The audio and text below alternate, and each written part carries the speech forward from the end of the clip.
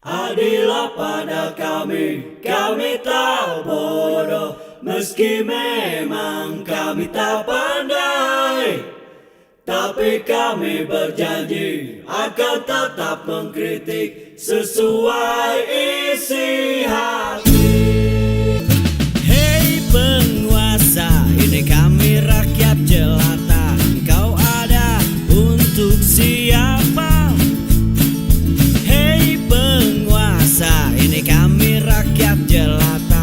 Mau sampaikan semua keluh kesah. Bekerjalah dengan hati, pakai empati. Jangan banyak intrik, apalagi bikin taktik. Bijaklah dalam membuat peraturan. Jangan sampai bikin aturan yang berat sebelah. Ini kalau TNI sudah turun jaga kejaksaan, mungkin ada dua tanda, dua kemungkinan. Koruptor makin nekat atau negara mulai panik. Ya, Pasukan TNI dikerahkan untuk menjaga seluruh kantor Kejaksaan Tinggi dan Kejaksaan Negeri atau Kejari di seluruh Indonesia. Tugas tersebut tertuang dalam Telegram Panglima TNI Jenderal Agus Subianto pada 6 Mei 2025. Jadi TNI AD akan menyiapkan 1 peleton atau sekitar 30 personel untuk pengamanan di tingkat Kejati dan 10 personel untuk tingkat Kejari. Menurut Kepala Pusat Penerangan Hukum Kejaksaan Agung yakni Harley Siregar, pengamanan itu ialah bentuk kerjasama antara TNI dengan pihak kejaksaan. Tindakan semacam ini menjadi kontroversi publik, termasuk kelompok masyarakat sipil. Dilansir dari Kompas.com, kelompok sipil mempertanyakan apakah pengerahan personel TNI ke institusi sipil sejalan dengan amanat konstitusi dan undang-undang TNI. Mengingat, tugas utama TNI ialah menjaga pertahanan negara dari ancaman militer, bukan menjalankan fungsi pengamanan institusi sipil. Lantaran hal itu, keterlibatan militer dalam ranah penegakan hukum, meski dalam bentuk pengamanan, bisa berpotensi mengaburkan batas antara fungsi pertahanan dan fungsi hukum. TNI amankan kejaksaan. Yang menarik adalah pengamatan dari seorang Adi Masardi, mantan juru bicaranya Gus Dur. Ini katanya persiapan untuk membasmi koruptor-koruptor kakap di Indonesia. Dan salah satunya yang masih bebas berkeliaran main motor-motoran. Siapa dia? Apakah yang dimaksudnya adalah Jokowi? Wah, ini seru ini. Oke, kita langsung masuk ke beritanya ya. Jadi di TNI hari ini mengerahkan prajurit ya, untuk mengamankan kejaksaan negeri di seluruh Indonesia.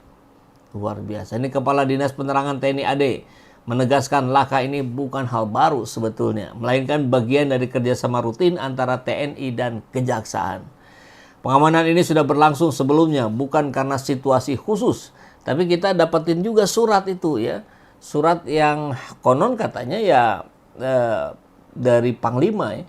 Kita coba lihat suratnya, kalau nggak salah sudah saya simpan ya. Nah, ini ditugaskan 2-3 orang personil membantah adanya intervensi militer dalam penegakan hukum, justru pengamanan penegakan hukum begitu ya. Mengamankan kantor, tidak menyentuh perkara.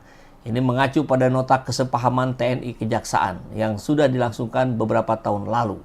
Tapi mau bagaimanapun tentu ini memantik persepsi publik, memancing pro kontra ya, seperti biasa selalu ada pro-nya, selalu ada kontranya. Yang kita lihat kalau kembali ke sini, coba ya kita cek ke belakang. Ini mestinya sih ada ya, kita sudah pernah siapkan. Oh, ya bukan. Ini surat ya, surat telegram dari Kasad kepada para Pangdam untuk pengawalan Kejari dan Kejati.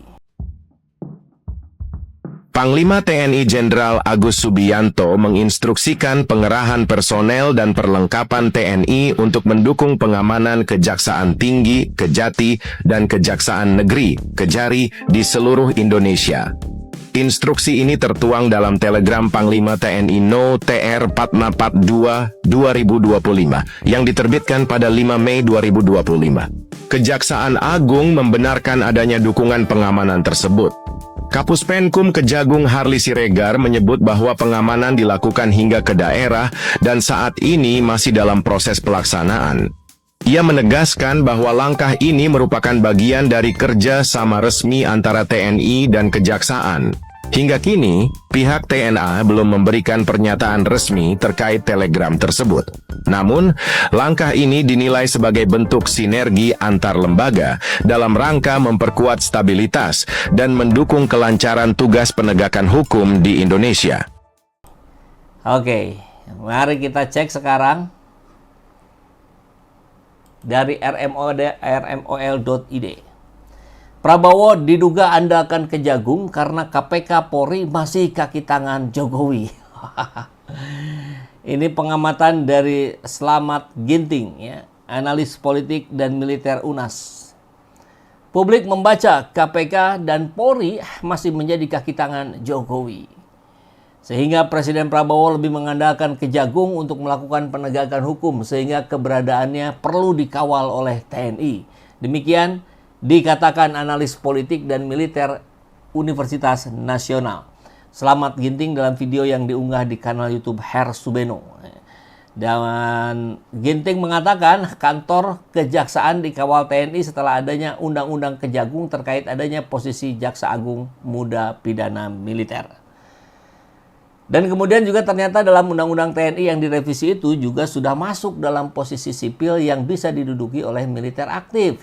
Di situ kemudian kan menjadi satu sekarang Mahkamah Agung dan Kejaksaan Agung. Di situ ada kamar militer di MA dan pidana militer di Kejagung sehingga turunannya sampai ke Kejaksaan Tinggi dan Kejaksaan Negeri. Dikawal. Tadi dikatakan bisa 2 sampai 3 orang.